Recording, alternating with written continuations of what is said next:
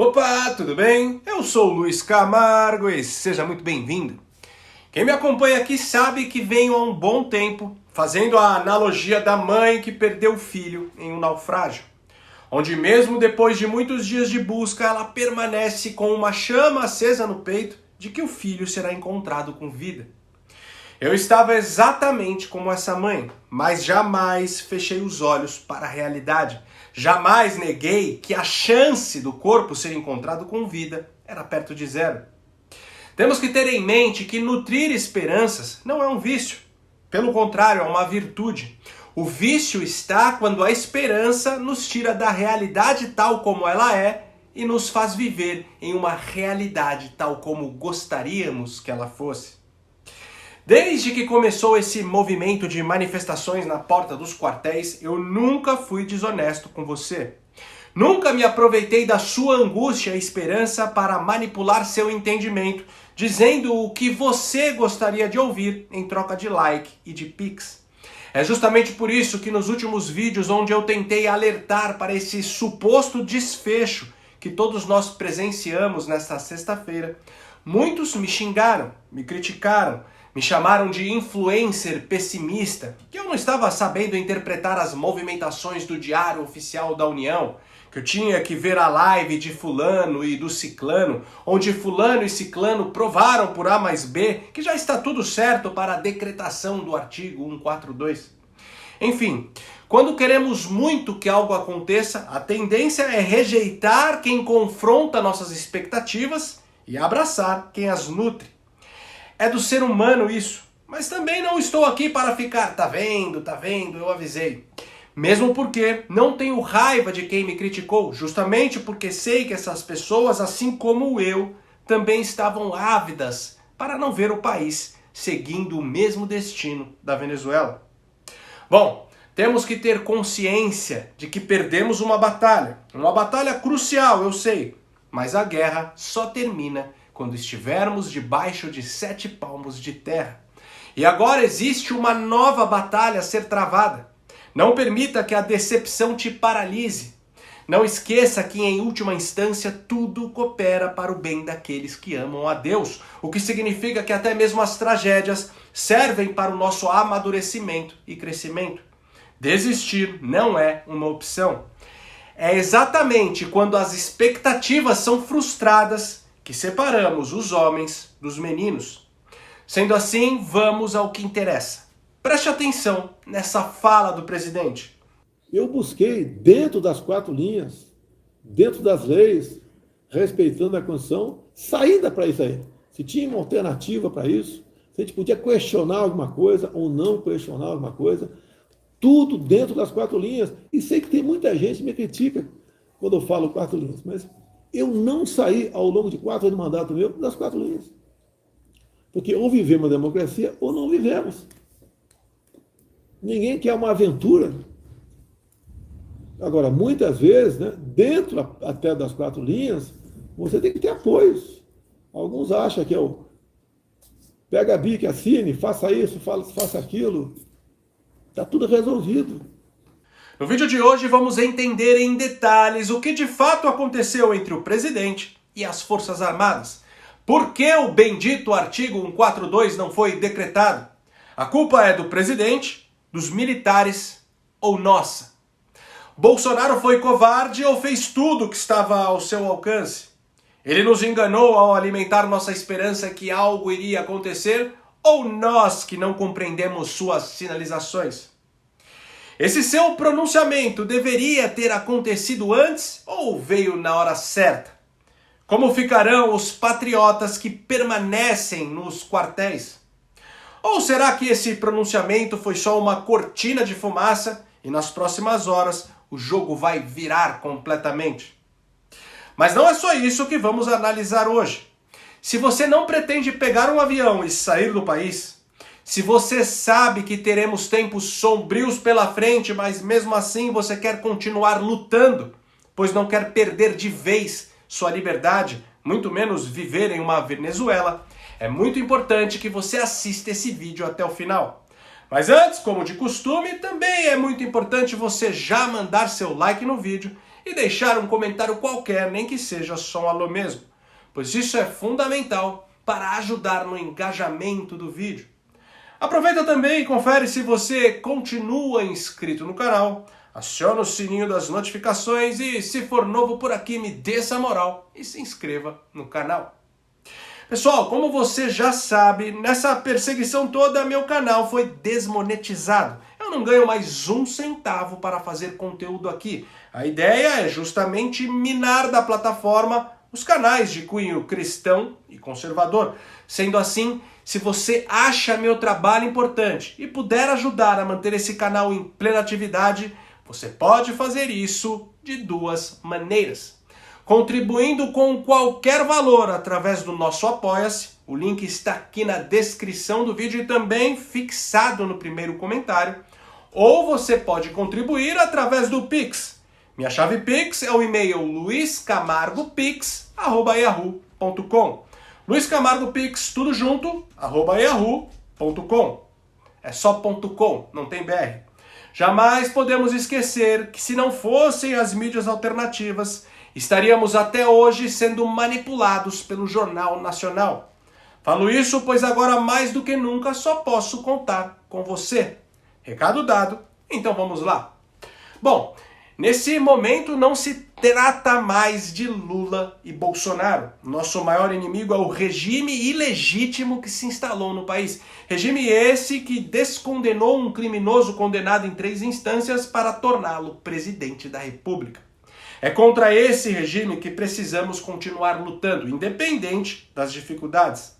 Sei que muitos estão sendo censurados, desmonetizados, como eu fui. Muitos estão sendo calados através do banimento das redes sociais. Mas fazer o quê? Sentar e chorar e deixar o inimigo vencer? Como disse, se você pretende continuar vivendo no Brasil, desistir não pode ser uma opção, pois o que está em jogo é a nossa liberdade. O que está em jogo é se continuaremos dando comida para o nosso cachorro, ou se o nosso cachorro será a nossa comida. Sendo assim, a primeira coisa que precisamos ter em mente é a palavra do apóstolo Paulo à igreja de Éfeso, onde ele diz que nossa luta não é contra carne e sangue, mas contra poderes e autoridades, contra os dominadores deste mundo de trevas, contra as forças espirituais do mal nas regiões celestiais. Ou seja, antes de qualquer coisa, o mais importante é dobrarmos nossos joelhos e orar. Orar sem cessar por nós, por nossa família e pelo nosso país.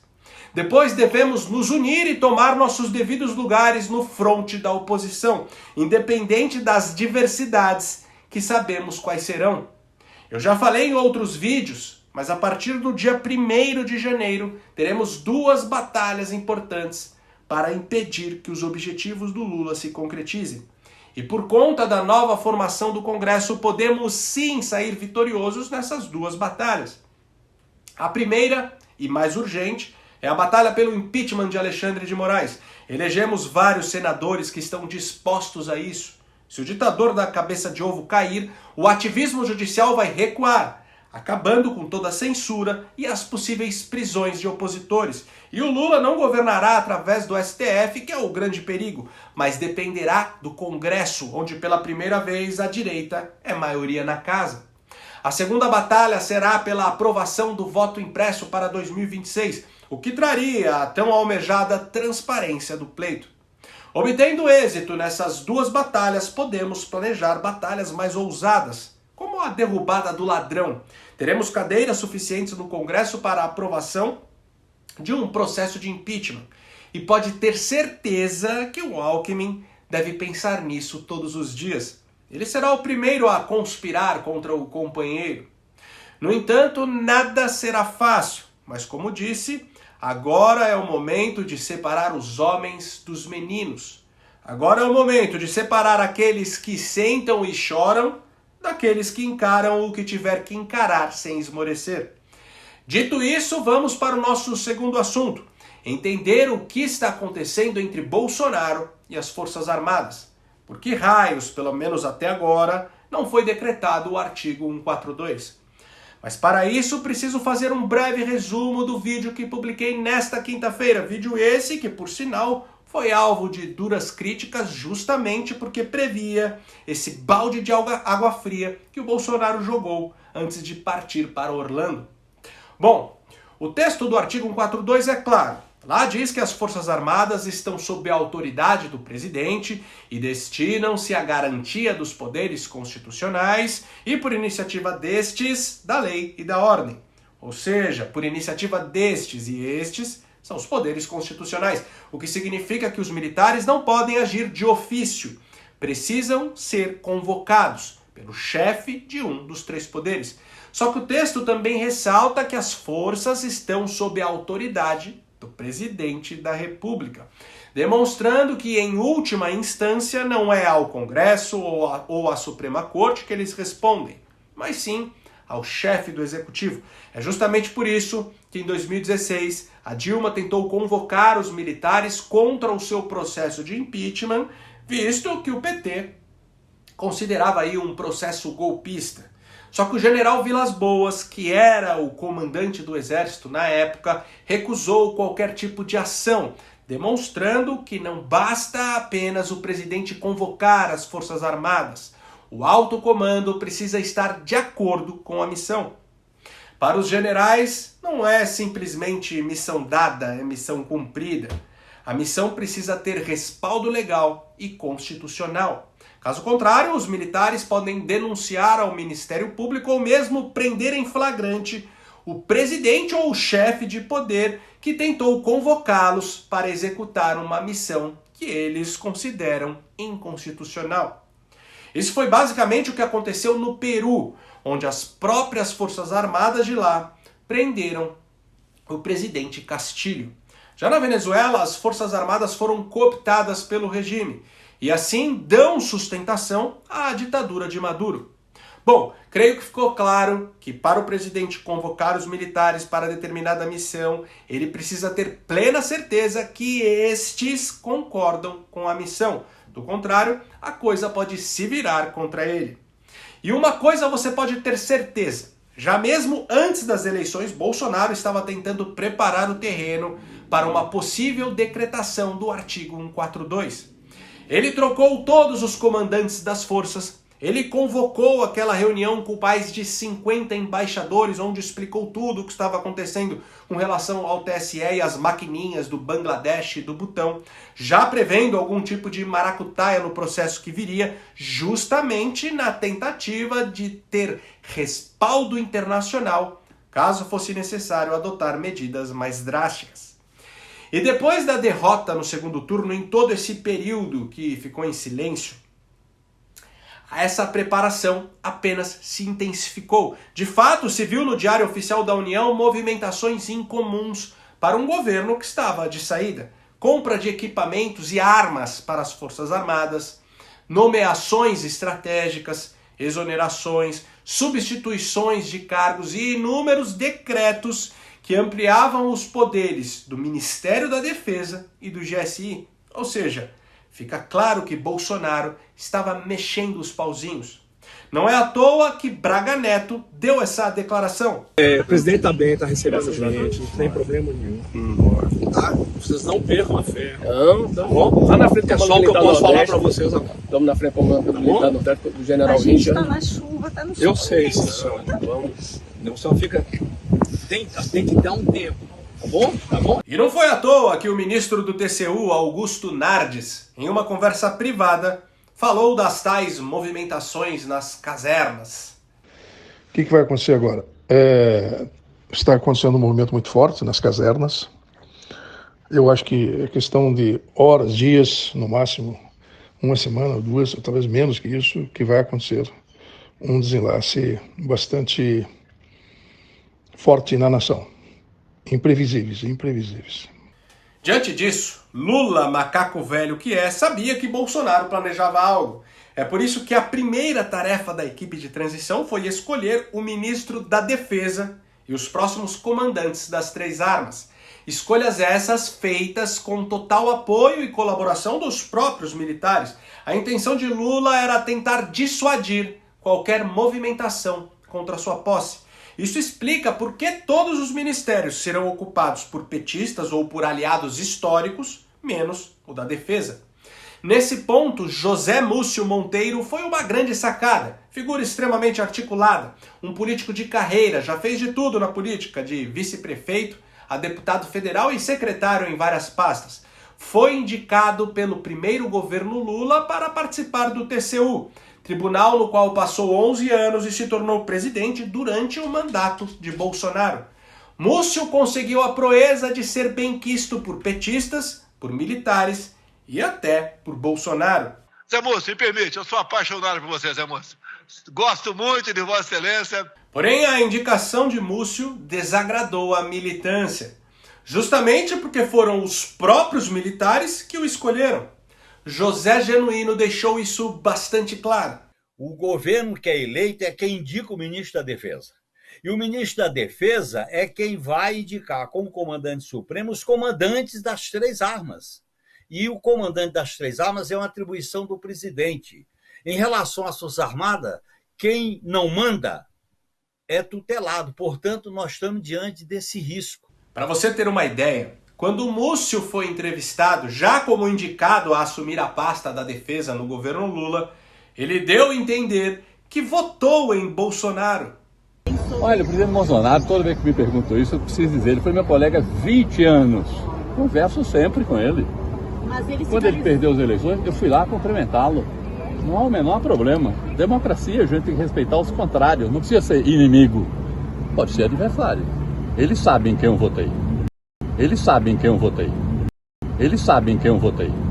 Você acha mesmo que Lula indicaria um eleitor de Bolsonaro e benquisto entre os militares, se isso não fosse para ajudar a dissuadir qualquer movimentação nas casernas contra sua posse?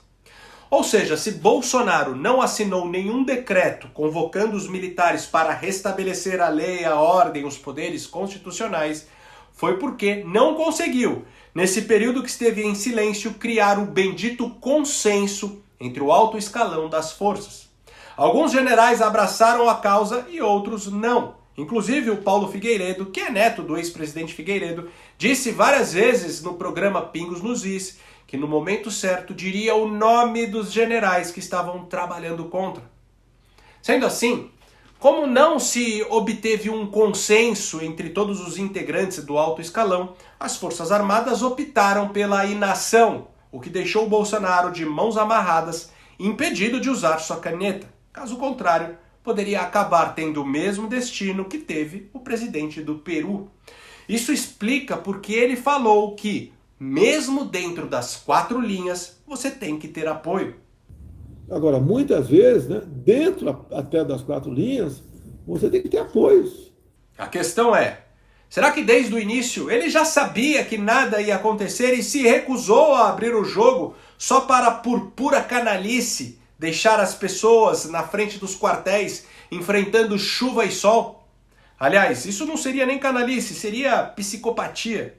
Será que condiz com o homem que tomou uma facada por ser uma pedra no sapato do sistema? Com o homem que passou 4 anos sendo atacado por todos os lados e que agora, mesmo depois de ter enfrentado uma guerra e uma pandemia, está entregando o país melhor do que quando o recebeu? Bom, na minha opinião, Bolsonaro já sabia sim, há um certo tempo, que não havia um consenso entre o alto escalão das Forças Armadas. E por isso chorou naquela cerimônia de promoção de oficiais, onde, sentados à sua frente, estavam exatamente todos os integrantes do tal alto escalão.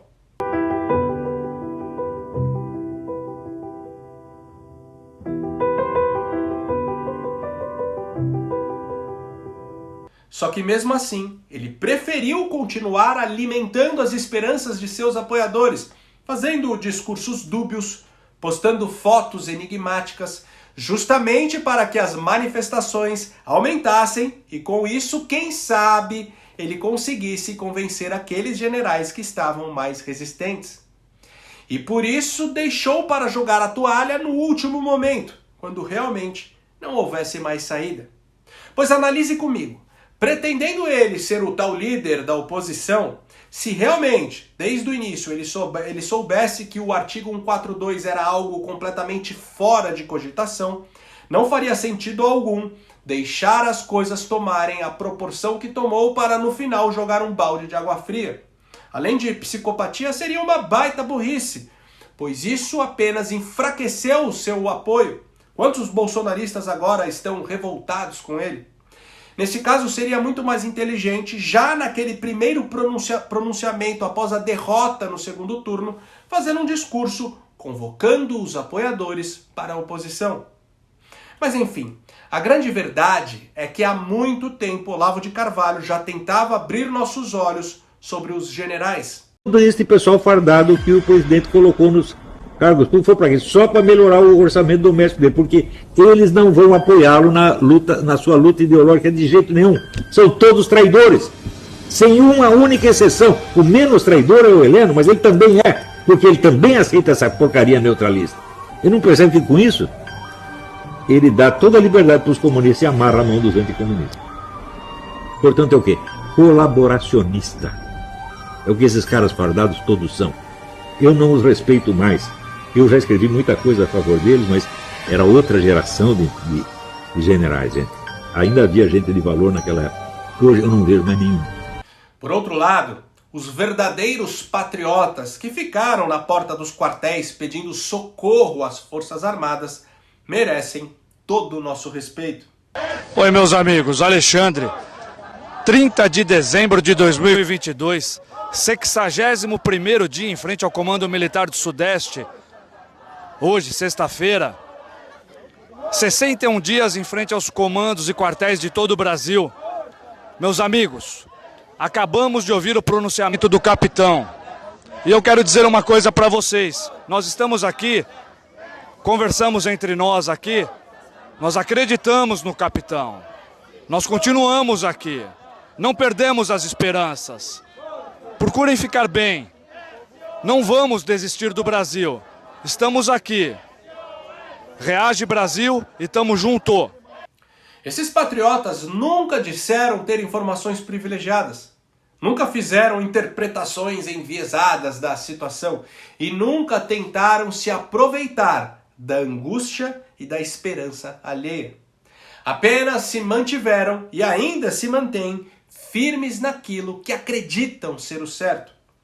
Agora, se você ainda acha que o pronunciamento do Bolsonaro foi só uma encenação e que já já o general Heleno vai assumir o governo do país, eu aconselho a abandonar essa expectativa para o seu próprio bem. Mas se não quiser, eu não o condeno. Aliás, tudo que eu mais quero é que você esteja certo e eu errado. E por hoje é isso aí. Se você gostou desse vídeo e acha esse tipo de conteúdo importante, ainda mais nesse momento conturbado que estamos vivendo, considere de verdade ser um apoiador do canal. Pode ser com qualquer valor. Minha chave Pix é o e-mail luiscamargopix@yahoo.com. Luiz Camargo Pix, tudo junto, @yahoo.com. Não tem BR. Ou se preferir, o link do nosso Apoia-se está aqui na descrição do vídeo. E por hoje é isso aí. Curte e compartilha ao máximo esse vídeo. Não esquece de deixar aquele comentário esperto para ajudar na relevância. E me segue nas redes sociais, Twitter, Instagram, Facebook e no Telegram. @LuizCamargoVlog. Então até o próximo vídeo, que vai ser ano que vem, né? Valeu!